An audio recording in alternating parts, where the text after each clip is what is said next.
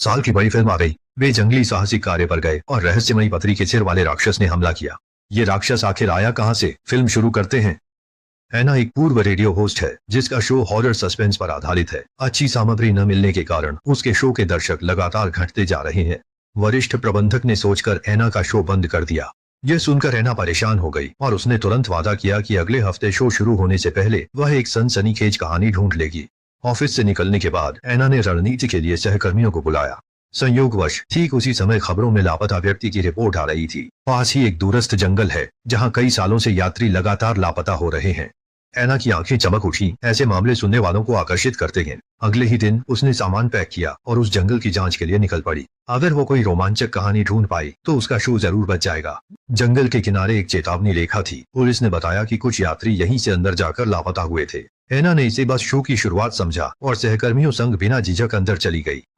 जंगल घने कोहरे से ढका था। उन्हें यह देखकर डर लगा कि यहाँ न तो मोबाइल सिग्नल थे और दिशा पहचानना भी मुश्किल था। वे पहले भी यहाँ से गुजरे थे, फिर भी वे अनजाने में 3 घंटे तक जंगल में भटकते रहे। वे सोच ही रहे थे कि क्या वहीं डेरा डालना चाहिए। तभी उन्हें सामने थोड़ी दूर पर एक फॉर्म दिखा। वे उत्सुकता से आगे बढ़े।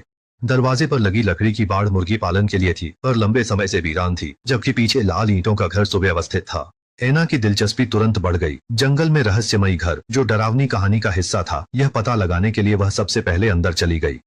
जैसे ही उसने दरवाजा खोला, एक तेज दुर्गंध आई। एना ने उत्सुकता से कमरे की सजावट देखी, जिससे लगा कि यहाँ कोई रहता है। तभी सीढ़ियों से एक अधेड़ उम्र की महिला निकली, जिससे सब लोग बुरी तरह डर गए। अजनबियों का घुसपैठ देखकर वह महिला गुस्सा होने के बजाय असामान्य रूप से उत्साहित लग रही थी।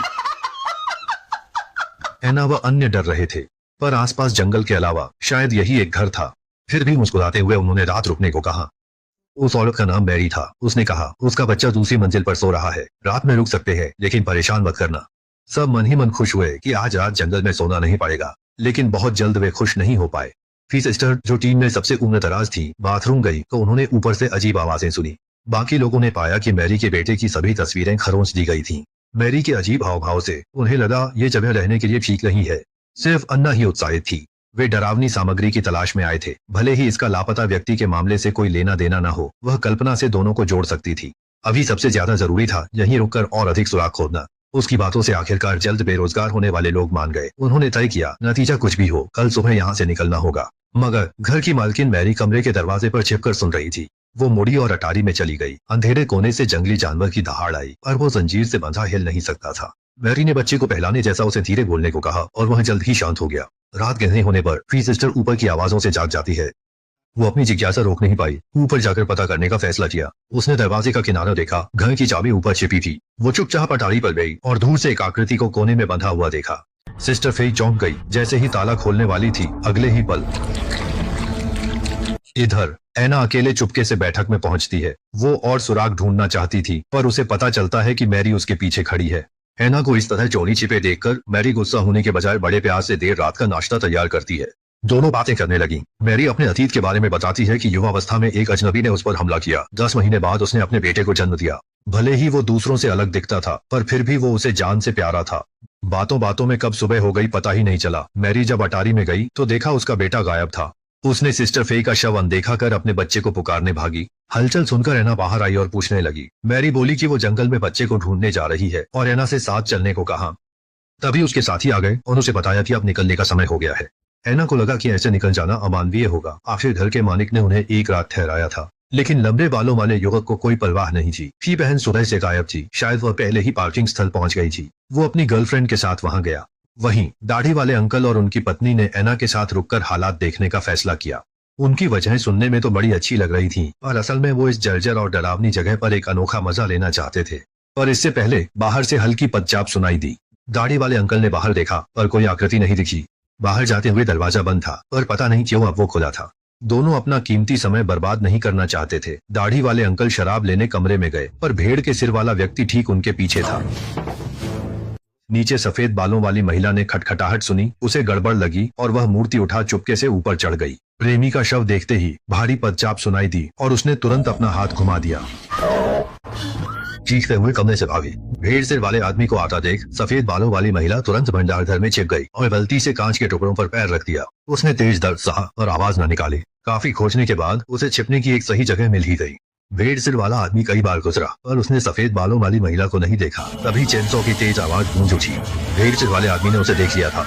सफेद बालों वाली महिला के पैर कांपने लगे। उसे जल्द ही अंदर खींच लिया गया। इधर लंबे बालों वाला आदमी और उसकी प्रेमिका पार्किंग पर लौटे। देखा चेतावनी रेखा टूटी थी। उन्हें लगा कि यह एफआई का काम है। लंबे बालों वाले आदमी ने यहाँ से गाड़ी से निकलने का फैसला किया, मगर लाख कोशिश पर भी गाड़ी चालू न हुई। वे सोच ही रहे थे कि भेड़ सिर वाला आदमी सामने आ गया। एक मुक्के से कार की खिड़की का शीशा तोड़कर उसने लंबे बालों वाले आदमी को बाहर खींच लिया। प्रेमिका डर से चिल्लाने लगी और कार से कूदकर जंगल में भाग गई। और यह भेड़ सिर वाले आदमी का इलाका है। लंबे बालों वाले आदमी के बाद वह बिना हड़बड़ी पीछे गया। जब उसकी प्रेमिका दौड़कर थक गई तो भेड़ सिर वाले व्यक्ति ने उसे लंबी छड़ी से फिर घर पहुंचाया। इसी दौरान एना मैरी के साथ एक छोड़े हुए लकड़ी के घर पहुंची। मैरी अब घबराई नहीं थी। उसकी आंखों में चमक थी। उसने एना को एक अच्छी लड़की बताया। एना हैरान थी। क्या तुम बच्चे को नहीं ढूंढ रही हो? मैरी बोली, मेरा बच्चा खोया नहीं, मैं तो बस उसके लिए अच्छी पत्नी ढूंढ रही थी। एना को अचानक रूह कांपने वाला एहसास हुआ। वह तुरंत घर भागी दोस्तों से मिलने। तभी मैरी जोर जोर से हंसने लगी। उसने कहा कि उसके बेटे ने सब संभाल लिया। अब वह रसोई में खाना बना रहा है। भले ही वह थोड़ा अजीब दिखता हो पर वह दुनिया का सबसे प्यारा इंसान है। एना को गलत होने का एहसास हुआ। उसके दोस्त गायब थे।